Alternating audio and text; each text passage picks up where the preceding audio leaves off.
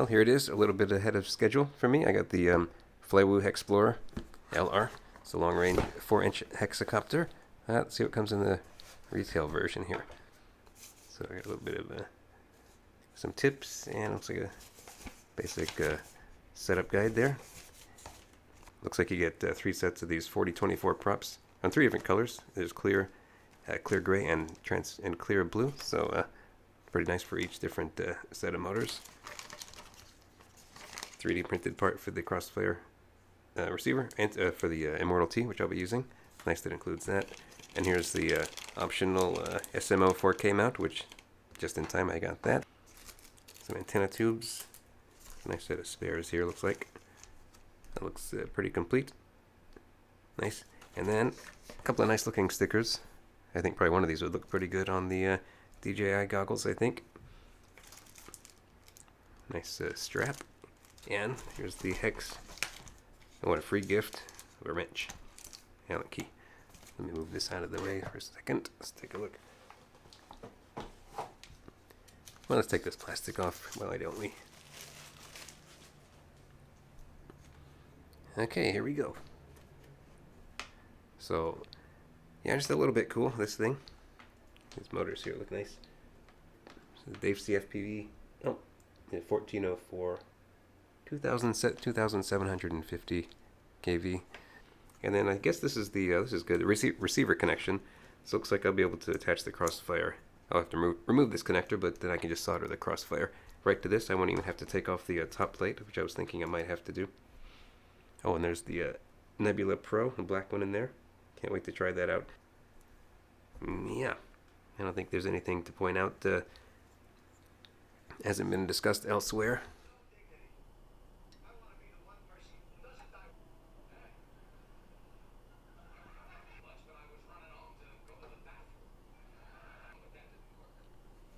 There we go. I think that's all the soldering that I need to do on this kit, so I'm pretty happy with that. And if you bought the one with the receiver that you already need, then you don't have to do any soldering.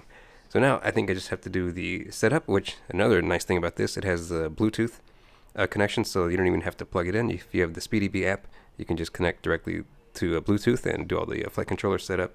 And obviously the motor direction and everything should already be correct, but I'll double check it, and they include this nice diagram because which way does a hex work? Well, it works like this.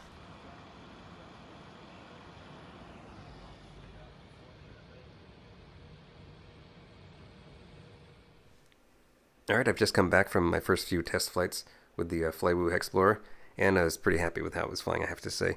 I think this is a really cool idea, and they've really done a good job executing it. They have basically no complaints in how they've done everything here. So just a quick look at it here. So these are my own yellow props that I had. I happen to have these on hand and decided to put them on, and they almost match the Flywoo logo. So I think this looks as cool as, or even more cool than the blue and clear props that come with it, which I still have. Those, there's plenty of spares. Look at the bottom plate here. Oh, also because this is over 250 grams. Well, this is 220 grams, and then if you put any kind of battery on this, it goes over 250. So with like an 854S, it goes up to 330 grams before the 4K camera. So I did register it, and then once remote ID comes into play, something this size will have to have some kind of transponder on it. But I cross that bridge when I come to it. It's a little ways away. Also, you notice I put a little piece of tape on the buzzer. That's just to make it a little bit more quiet for when I'm setting it up in the apartment. And even when I'm using it, in most cases, I'll leave that piece of tape on there so it's not just quite so loud, but you don't have to do that, obviously, if you want to keep it as loud as possible, which is a good thing for safety. So yeah, no issues with the GPS. I was getting about 12 satellites consistently. No problems there. Flip it back over. It's kind of big. Ugh.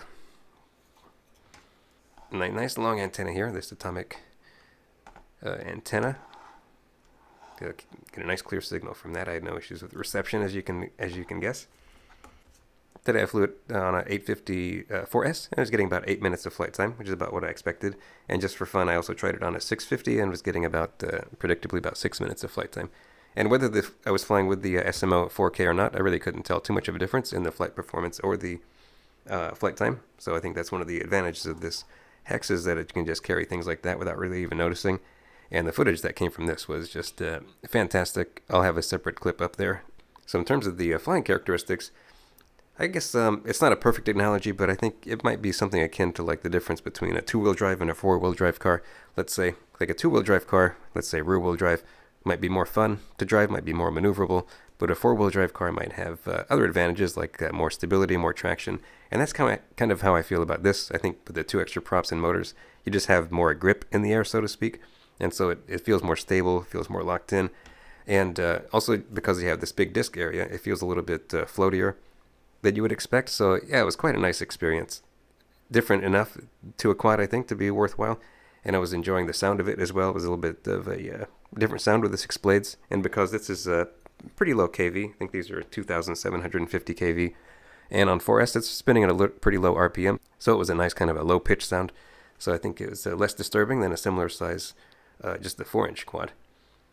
And so I think that's a pretty good way to describe this Hex, is that it's not that different from a quad, but I think it's different enough to be interesting to fly and interesting to listen to and to use as a platform to carry like an SMO 4K or another, even a full-size action camera, I think would be no problem with the right size battery. So yeah, I'm very happy with this. It's not cheap, let's say, but it's not overpriced. You're just basically paying for the cost of the components, which are very, very good components, from the F7 flight controller with the Bluetooth connection, the Vista. Oh, and I haven't even gotten to the... haven't even mentioned yet the Nebula Pro, which is another plus. That picture from that looked to me as good as the full-size camera, and it's cheaper and lighter. So I don't think there's any reason to not be using the Nebula Pro camera from now on. That's the new default choice. So yeah, that's it. That's my first, my initial impression of the Flywoo Hexplorer LR. Very happy, pretty much enamored with this. I think it's a really cool, fun addition to the hobby. I'm glad this exists. I don't think we need to have too many hexes out there, but it's nice to have one or two now and again, and this is a great one. And it really is ideal for just smooth, cinematic, long-range cruising, or not even cinematic, just long-range cruising, just flying around, not worrying about range, not worrying about flight time, and just enjoying and having plenty of power. And a kind of a slightly different experience than a quad, a little bit floatier, but also very stable and locked in. So quite nice and interesting, so I liked it quite a bit. But anyway, that's my initial impression. I'll show you just a quick flight sample. And that's it for now. Thanks for watching, and I'll see you next time.